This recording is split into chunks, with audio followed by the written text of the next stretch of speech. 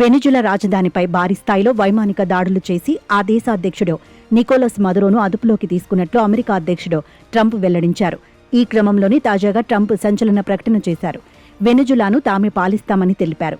ఆ దేశం సురక్షితంగా మారే వరకు, సరైన న్యాయపరమైన అధికారాల బదిలీ జరిగే వరకు వెనిజులాను తామే పాలిస్తామని ట్రంప్ ప్రకటించారు. దేశంలో ఒక సురక్షితమైన, సరైన, వివేకవంతమైన మార్పు జరిగే వరకు అమెరికానే వెనిజులాను నడుపుతుందని అన్నారు. ఇతరులు వచ్చి గతంలో ఉన్నటువంటి పరిస్థితి మళ్లీ పునరావృతం కావడం తమకు ఇష్టం లేదని, అందుకే ఆ దేశాన్ని తామే పాలిస్తామని ట్రంప్ స్పష్టం చేశారు. వెనిజులా దేశ చమురు మౌలిక సదుపాయాలను పునరుద్ధరించడంలో అమెరికా కంపెనీలు ముందుంటాయని తెలిపారు. ఆ దేశం కోసం ఆదాయాన్ని సంపాదించి అక్కడి ప్రజలను ధనవంతులు చేస్తాయని ట్రంప్ పేర్కొన్నారు. వెనిజులాపై అమెరికా చేసిన దాడులను గతంలో ఇరాన్పై చేసిన దాడులతో ట్రంప్ పోల్చారు. వెనిజులాపై అమెరికా సాధించిన విజయాన్ని ప్రపంచంలో ఏ దేశం కూడా సాధించలేదని అన్నారు.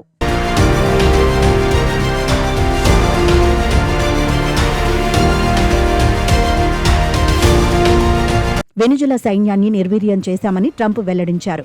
లక్ష్యాన్ని ఖచ్చితంగా ఛేదించేందుకు గాను దాడుల సమయంలో వెనిజులా రాజధాని కారాకస్లో కరెంటు సరఫరాను నిలిపివేశామని తెలిపారు. ఈ క్రమంలోనే మదురోకు మద్దతిచ్చే నేతలకు ట్రంప్ హెచ్చరికలు జారీ చేశారు. మదురోను అదుపులోకి తీసుకోవడంతో వెనిజులా ప్రజలకు స్వేచ్ఛ లభించిందని ట్రంప్ అన్నారు. అమెరికా చేతిలో వెనిజులా పాలనా బాధ్యతలు అనేది తాత్కాలికమని ట్రంప్ ప్రకటించారు. వెనిజులాకు అధికారం ఎప్పుడు తిరిగి అప్పగించాలో అమెరికానే నిర్ణయిస్తుందని స్పష్టం చేశారు. అయితే ఆ దేశంలో ఎన్నికలు, అంతర్జాతీయ పర్యవేక్షణ, దేశ ప్రజల నాయకత్వంలో ఒక తాత్కాలిక ప్రభుత్వం వంటి వాటి గురించి ట్రంప్ ప్రస్తావించలేదు. వెనిజులాపై అమెరికా దళాలు 2వ దశ సైనిక చర్యకు కూడా సిద్ధంగా ఉన్నాయని హెచ్చరించారు. కానీ మొదటి దాడి విజయవంతం కావడంతో ఆ అవసరం రాలేదని ట్రంప్ గుర్తు చేశారు.